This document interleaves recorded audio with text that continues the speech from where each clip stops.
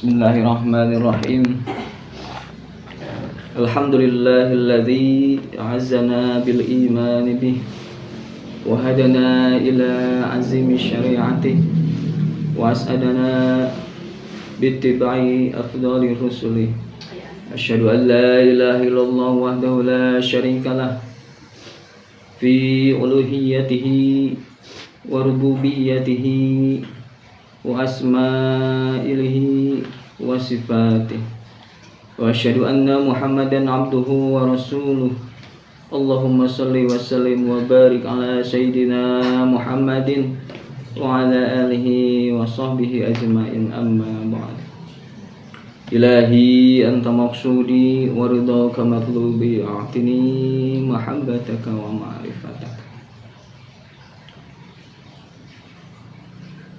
Yang sama-sama kita hormati, kita taati, kita muliakan Sayyiduna wa mursyiduna Syekh Ahmad Shahibul Wafa Tajul Arifin, yang kita hormati dan kita banggakan ahlul bait beliau, pengarsa bunda istri, juga ikhwan akhwat Thariqah Fadriyah Naqsabandiyah Pondok Pesantren Suryalaya yang tergabung dalam halaqah Haqiqatul Ilmi Al-Islamiyah yang saya cintai dan saya banggakan. Alhamdulillah, puji syukur kepada Allah, pada hari ini, pada waktu ini, pada kesempatan ini semua bisa kembali hadir. Semua kembali diberikan kesempatan untuk melaksanakan amaliyah manakiban. Mudah-mudahan kita semuanya ada dalam kesehatan lahir batin dan ada dalam limpahan keberkahan. Amin ya rabbal alamin. Mohon maaf yang sebesar-besarnya. Yang pertama tadi waktunya dipundurkan sedikit dikarenakan Masya Allah baru kali ini mendapat proyek borongan dari mulai belanja kemarin buat manakib sampai MC sampai mengisi khidmat ilmiah. Masya Allah, dimohon maaf jika banyak kekurangan. Terus terang baru kali ini dapat proyek borongan. Kemarin tuh baru pukul 8 malam baru selesai belanja satu benda yang dibutuhkan. Pukul 8 baru selesai pulang ya sama ini bocah. Ketika mau pulang ada instruksi harus ziarah dulu ke Pangersa Abah ya, dan ke Pangersa Mama Ane, ya lanjutkan ke Surabaya.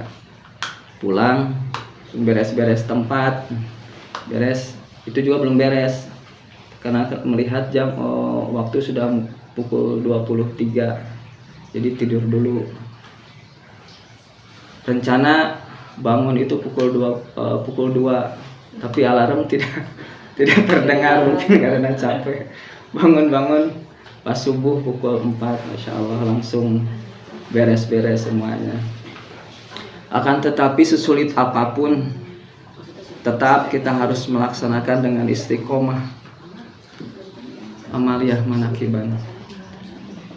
Rasanya lebih sulit dari ujian TPG Pak Rijal. Dulu beberapa tahun ke belakang bunda istri ketika lagi sakit-sakitnya yang lumayan parah, tapi beliau bagian khidmat ilmiah dulu itu. Sampai nggak ada suaranya juga, sempat nelpon kepada saya, ini Sony gimana? Ya gimana Bu, gimana Ibu saja gitu. Saya itu sakit cenah, tapi ini undangan dari Tuan Syekh. Undangan saya bagian khidmat ilmiah dari Tuan Syekh harus tetap ditunaikan. Masya Allah, beliau naik ke lantai 3, kebetulan manakibnya di sana di India. Itu dicontohkan oleh beliau, sesulit apapun kita harus istiqomah dalam melaksanakan amalia. Manakib di rumah ini, saya teringat dari tahun 2014, Mama Ane bilang kepada saya, tah bawa ieu mah manakib di imah maneh. Itu tahun 2014. Ketika saya beberapa waktu riadoh langsung di rumahnya, kurang lebih 2 tahun, saya mendapatkan hal seperti itu. Tah bawa ieu mah manakib cenah di imah maneh. Itu 2014 kalau tidak salah. Alhamdulillah atas arahan dari Bunda Estri, tahun 2024 akhir bulan Desember, manakib perdana di rumah ini. Sampai sekarang alhamdulillah belajar istiqomah, mengemban apa yang menjadi doa dan harapan dari pangresa Mama Ane. Sampai ada yang nanya kepada saya, Pak, meni seueur nu riadoh cenah ka Mama Ane, seueur anu sarumping kadinya, termasuk Pak Sony oge cenah kenging instruksi manakiban ka Pungkur tahun 2014. Pertanyaannya, apakah Mama Ane itu cenah manifestasi dari Syekh Mursyid Pangresa Abah? Sampai pertanyaannya seperti itu.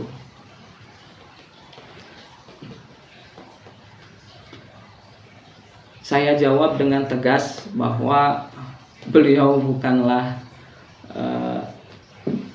pengganti, beliau hanyalah apa istilahnya, salah satu khodim dari sekian banyak khodim Pangresa Abah yang mendapatkan tugas khusus. Seperti halnya wakil talqin, beliau itu mempunyai tugas untuk secara zahirnya mentalkin para ikhwan akhwat yang mau belajar dzikir. Seperti halnya para mubaligh yang menyampaikan khidmat ilmiah, membedah kitab-kitab yang dikarang oleh Syekh Mursyid. Begitupun dengan Pangresa Mama Ane, beliau mempunyai tugas tertentu.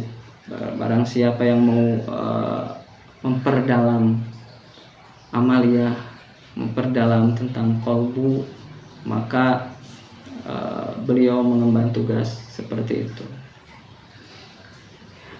Jadi dulu saya pernah pesantren lah, tidak lama, cuman kurang lebih 2 tahun. Riadoh di sana memang riadoh itu memang tidak wajib, hanya bagi orang-orang yang menginginkan meningkatkan kualitas. Kalau saya dulu masih dalam rangka ingin menghilangkan penyakit-penyakit kolbu yang susah dihilangkan kalau secara otodidak kita mengamalkan amalia gitu. Jadi saya dulu itu butuh seseorang, butuh yang membimbing, yang mengarahkan ini bagaimana gitu kan.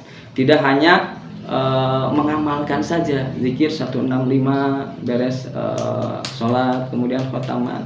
Saya tidak puas seperti itu gitu kan. Tapi ini penyakit kolbu ini yang susah gitu kan. Zikir ya zikir, sholat ya sholat, sholat sunat dan segala macam. Tapi kenapa penyakit ria itu masih nempel di kolbu ini? Itu yang susah sekali dulu itu. Kadang ngamalin zikir, suaranya ditarikeun, suaranya dikeraskan supaya kedengeran nih sama orang lain. Baca khotaman dipasihkan supaya ingin didengar oleh orang lain, ingin dipuji oleh orang lain. Itu seperti itu. Itu sulit sekali menghilangkan penyakit-penyakit seperti itu gitu. Malah suatu ketika saya pesantren di rumah mama itu, pas waktu zuhur, pas kedengaran azan dari masjid, saya langsung ambil wudhu, ganti baju sama setelan sholat gitu kan. Pas mau berangkat ke masjid, kata mama, Sony mau kemana? rek ka mana maneh cenah kitu, itu pakai bahasa Sunda. Rek ka mana maneh cenah. Ke masjid mah rek nanaon. Salat berjamaah mah di dieu wae salat mah. Abah nage di dieu cenah gitu. Kata pengarsa mama seperti itu gitu. Yang poin pentingnya bagi saya adalah memang waktu itu saya ketika sholat itu ingin kelihatan rajin sama orang lain tuh. Ketika saya melaksanakan sholat berjamaah itu ingin kelihatan sama orang lain tuh bahwa saya itu rajin berjamaahnya rajin. Tapi alhamdulillah punya guru yang peka. Udah di sini aja. Di dieu abah nage di dieu cenah gitu. Saya laksanakan sholat di sana kan mau tidak mau kalau sholat sendiri ya belajar khusyuk dulu, belajar ikhlas dulu sendiri gitu.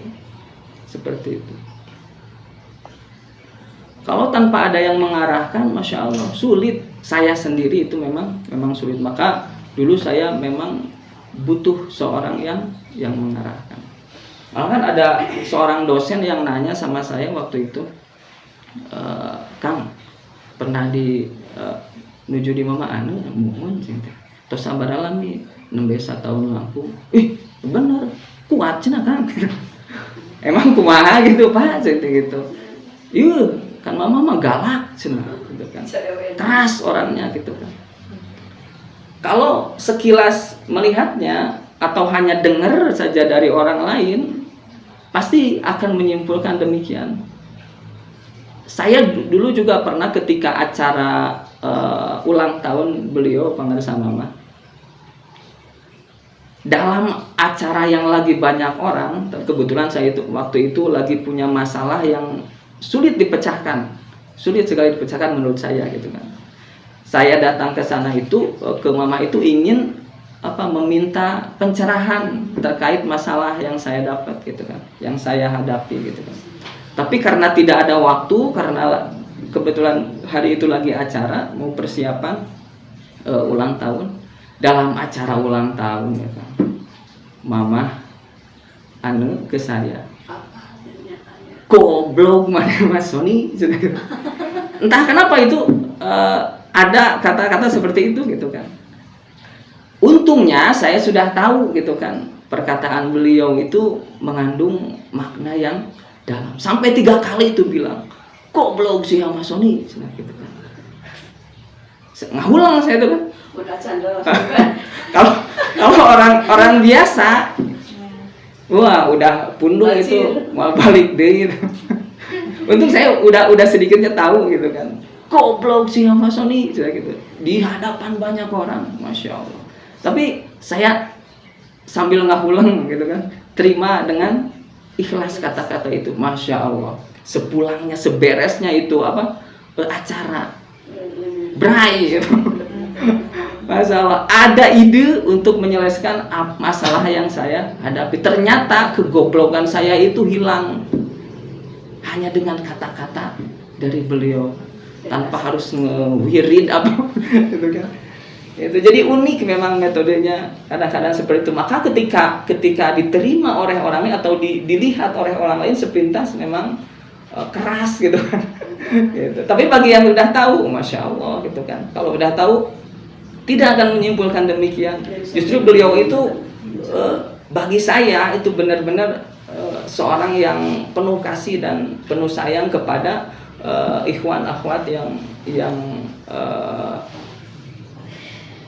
berkhidmat kepada beliau itu. Maka suatu hari saya ketika sedang ngobrol sama mama itu berdua, memang mama itu kita lagi masak gitu kan. Mama biasa sambil ngobrol sama saya gitu kan. Ngobrolnya begini. Aduh, cenah kumaha ieu teh sendok teh laleungitan wae cenah gitu kan. Pisau berkurang wae jumlahnya gitu kan. Udah si eta cenah teh sok nyokotan wae cenah nyokotan. Jadi ada orang yang bekerja di sana, ceritanya berkhidmat lah bukan bekerja di sana. Rajin gitu ngambil sendok gitu, dibawa ke rumahnya, ngambil pisau. Itu mama tuh tahu gitu sebenarnya. Mama itu tahu gitu kan. bilang kepada saya, si eta cenah. Kata saya, atuh mah pecat kan gitu mah. Halingkeun atuh jelema gitu kata saya gitu kan. Tong diaku deui, tapi apa kata beliau? Jawabannya Masya Allah tidak terduga gitu kan. Beliau sangat meneladani akhlaknya pengersa Abah Anom, pengersa Abah Sepuh. Masya Allah ketika beliau diundang ya dulu ke sebuah acara pengajian, ternyata di sana itu pengersa Abah itu malah dijelek-jelekan, dibid'ah-bid'ahkan, dicaci maki sama orang tersebut gitu kan.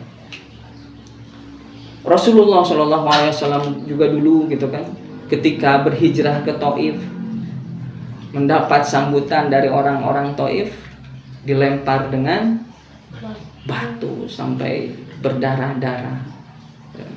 Ketika datang malaikat untuk katakanlah untuk menghajar tuh orang-orang Taif, tapi Rasulullah menolak. Jangan. Siapa tahu suatu hari nanti keturunan-keturunan dari mereka akan menjadi orang-orang yang taat kepada Allah. Seperti itu. Akhlak itu diteladani oleh para ulama setelahnya. Di antara yang paling mirip akhlaknya itu cicitnya, yaitu cucunya, yaitu Hasan dan Husain, Sayyidina Hasan dan Sayyidina Husain. Menurut sejarah itu Sayyidina Hasan itu akhlaknya itu paling mirip dengan Rasulullah, dan kalau ketampanannya Rasulullah itu miripnya itu ke Sayyidina Husain, seperti itu. Jadi jangankan Sayyidina Hasan dan Sayyidina Husain, anaknya Sayyidina Husain ketika tahu bahwa kan Sayyidina Hasan itu meninggalnya dengan diracun, sedangkan Sayyidina Husain meninggalnya dibantai ya kan di padang Karbala itu. Nah, anaknya Sayyidina Husain adalah Ali Zainal Abidin itu salah satu-satunya orang yang selamat dari pembantaian di Karbala itu. Jadi ayahnya yaitu Sayyidina Husain meninggal ketika di padang Karbala itu dibantai oleh ribuan musuh. 70 orang kurang lebih menghadapi ribuan orang tentu tidak akan seimbang. Itu saya sendiri sangat ngeri menceritakan kisah itu, apalagi secara keseluruhannya gitu. Singkat ceritanya, Sayyidina Husain itu meninggalnya itu di panah kurang lebih 32 panah katanya. Sudah menusuk di seluruh tubuhnya dan disabet oleh pedang kurang lebih 30 sabetan pedang di seluruh tubuhnya itu. Singkat ceritanya beliau wafat dengan dipenggal di kepalanya. Dipenggal dari depan, tidak ditirak, karena waktu kecilnya suka diciumin lehernya oleh Rasulullah itu. Karena Rasulullah tahu bahwa cucunya itu akan meninggal dengan cara seperti itu gitu. Ada kabar dari Jibril bahwa Hasan dan Husain itu akan meninggal seperti itu. Makanya setiap ketemu sama anak itu, waktu kecil itu Hasan Husainnya diciumi oleh Rasulullah. Kalau Sayyidina Hasan itu diciumi di mulutnya karena beliau tahu cucunya itu akan mati dengan cara diracun. Sedangkan Sayyidina Husain diciuminya di lehernya karena beliau tahu dia akan meninggal dengan cara dipenggal. Jadi ketika mau dipenggal itu nggak mempan, sehingga dibalik itu dari belakang sini. Masya Allah. Gitu kan. Nah, para jenderal yang ikut dalam aksi pembunuhan, aksi pembantaian Sayyidina Husain itu pada suatu hari itu terjadi sesuatu hal sehingga para jenderalnya itu harus dieksekusi mati lagi sama raja itu, sehingga jenderal-jenderal itu berlarian. Larinya itu ke rumah anaknya Sayyidina Husain, Ali Zainal Abidin. Lari dia ke sana. Tapi di sananya di rumah Ali Zainal Abidin itu malah diperlakukan layaknya tamu kehormatan, disuguhi selama 3 hari 3 malam itu dijamu sebagaimana mestinya. Ketika sudah 3 hari mau pulang itu ditanya tuh Ali itu sama orang tersebut, kamu tahu siapa saya, katanya gitu. Kenapa kamu menjamuku gitu kan, seperti layaknya tamu kehormatan? Ya, saya tahu siapa engkau. Engkau adalah yang membunuh ayah saya dulu di padang Karbala dulu. Engkau adalah yang membunuh ayah saya dengan cara yang mengerikan gitu. Tapi kenapa engkau menjamuku? Jawaban Ali Zainal Abidin, itu adalah akhlakmu dan ini adalah akhlakku. Terserah engkau mau gimana pun. Yang jelas inilah akhlak saya. Inilah yang diwariskan oleh ayah saya dan oleh Rasulullah SAW. Seperti itu. Sultanul Aulia Syekh Abdul Qadir Al-Jailani, ketika ada orang, beliau telah menyiapkan 40 ekor kuda yang sangat bagus. Itu ada dalam manqobah ya. Hanya untuk mengobati satu orang yang membenci kepadanya, yang mencela dirinya, yang menghina dirinya.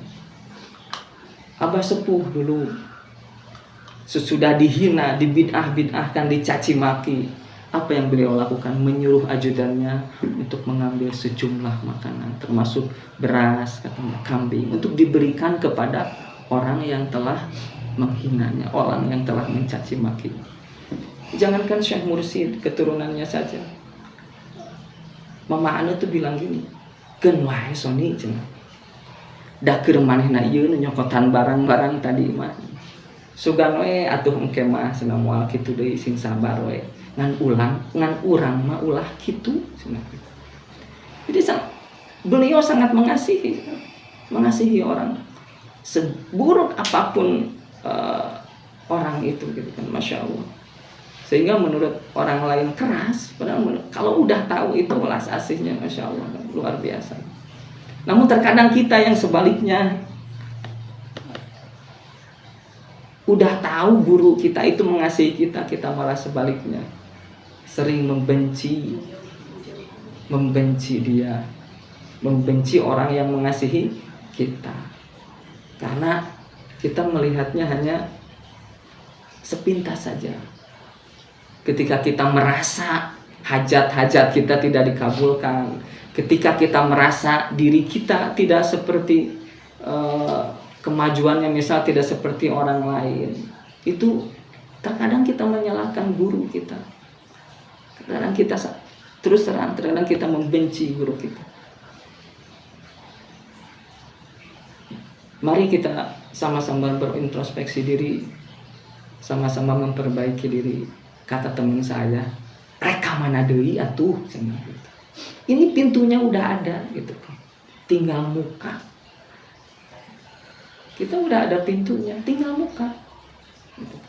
Cuman untuk membuka pintu itu, yang meureun kudu bager eta kana boga panto teh.